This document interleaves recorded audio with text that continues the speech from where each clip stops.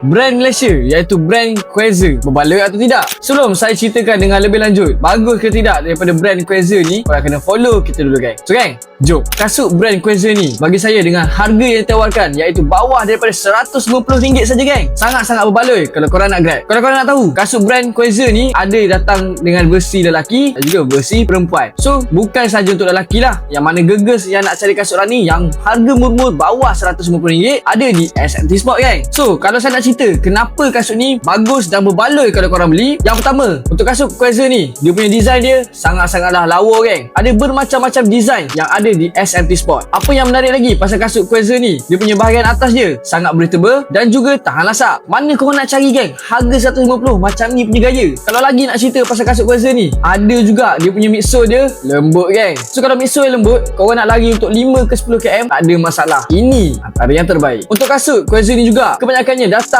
dengan nylon plate. So nylon plate ni mampu memberikan korang stability dan membuatkan korang berlari dengan lebih selesa. So tak adalah korang lari sikit-sikit nak jatuh, sikit-sikit nak terbalik. Inilah dia kasut Quasar gang. So korang rasa berbaloi ke dengan harga RM150 ke bawah? Spek yang macam ni ditawarkan kepada korang. Cuba korang try komen. Jadi yang mana berminat untuk dapatkan kasut-kasut Quasar ni, korang boleh datang ke SMT Sport Kuala Terengganu atau membeli secara online.